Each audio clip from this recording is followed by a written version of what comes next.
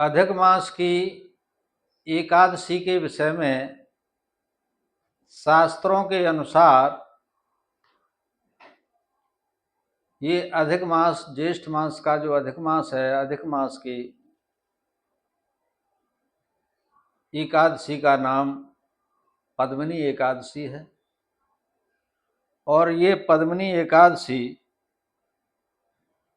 26 तारीख में ही शुरू हो जाएगी, लेकिन 26 तारीख को ये पद्मिनी एकादशी 60 घड़ी होने के कारण नहीं मनाई जाएगी। ये 26 मई को 60 घड़ी की एकादशी है पंचांग के अनुसार, इसलिए ये ग्राह्य नहीं है। शास्त्रों ने साफ वर्णन किया है कि 60 घड़ी की एकादशी का व्रत नहीं करना चाहिए। अब इसके बाद में सवाल आता है कि फिर ये 60 घड़ी की जब एकादशी यहाँ आ गई तो फिर व्रत कब रखा जाएगा? तो इसके लिए 27 मई को ये एकादशी 1 घड़ी 20 पल की है, जिसका घड़ी के समयानुसार 6 बजे के प्रातःकाल 6:22 तक इसका मान रहेगा। ये पद्मिनी एकादशी 27 मई को प्रातःकाल 6:22 तक के मान में है, अतः ये 27 मई को ही मनाई जाएगी। पद्मिनी एकादशी ज्येष्ठ मास की अधिक मास की है, पुरुषोत्तम मास की एकादशी है, इसलिए इसका अन्य एकादशियों से कुछ अलग नियम भी हैं और अलग ही इसका फल है। अधिक मास की एकादशी का विशेष पुण्य ये होता है कि इस व्रत को करने से नाना प्रकार के आपके कष्ट बाधाएं जो होती हैं वो भी दूर होती हैं। जो पूर्व संचित कर्मों के जो पाप कर्म हैं आपके चले आ रहे हैं और वो आपको जगह जगह पर अपने आपको परेशान करते हैं, उन सारे पापों से भी छुटकारा पद्मिनी एकादशी का व्रत करने से, अधिक मास की लौंद का महीना जो बोला जाता है उसमें करने से इस तरह से पाप नष्ट हो जाते हैं। पद्मिनी एकादशी का इतना बड़ा महत्व है कि जो व्रत संक्रांति के टाइम पर व्रत करने से जो फल मिलता है उससे भी सैकड़ों गुना फल एकादशी के करने से मिलता है। जो फल ग्रहण के काल में गंगा स्नान करने से मिलता है उससे करोड़ों गुना फल ये पद्मिनी एकादशी को व्रत करने से मिलता है। पद्मिनी एकादशी का इतना इतना महत्व कहा गया है कि इसके फल को अनंत गुना तक भी कह दिया है कि इतना बड़ा इसका विशेष महत्व है। अतः पद्मिनी एकादशी का व्रत बड़े भाव से, बड़े श्रद्धा से करना चाहिए। संभव हो सके तो इसका व्रत तो 10वीं से ही शुरू हो जाता है। 10वीं के दिन एक टाइम भोजन कर ले और अपना दांत मंजन करने के बाद में और ब्रह्मचर्य का पालन करते हुए जमीन पर अथवा तख्त, जो काठ का तख्त होता है, उस पर आप अपना बिस्तर लगा सकते हैं और आप शयन करें। प्रातःकाल उठें, दंत धावन करने के बाद में स्नान जब करने के लिए जाएं तो उसमें आप कुछ तिल के दाने डाल लें, गंगा जल मिला लें अपने जल में, और उस तरह से आंवला वगैरह अगर संभव हो जाए तो आंवले का चूर्ण भी डाल सकते हो, अथवा साबित आंवला मिल जाए तो साबित आंवला डाल करके भी आप गंगा जल समान ही बना करके आप स्नान कर सकते हो। इस तरह से शुद्ध चित्त होकर के गंगा स्नान के समान फल प्राप्त करने के लिए आप इस क्रिया विधि से अगर करते हैं तो आपको गंगा जी के समान ही फल प्राप्त होता है, क्योंकि गंगा जी का सापेक्ष भाव आपके साथ में हो गया है, उसमें आपने गंगा जल मिला लिया है। तो इसलिए गंगा सिंधु सरस्वती, हे गंगे मैया कल्याण करो, इस तरह से आप ध्यान करिए। गंगा हर हर गंगे कहते हुए अपना स्नान सब करें और फिर अपना पूजन करें विधान से। इसमें लक्ष्मी नारायण भगवान का पूजन लक्ष्मी जी के साथ कहा गया है।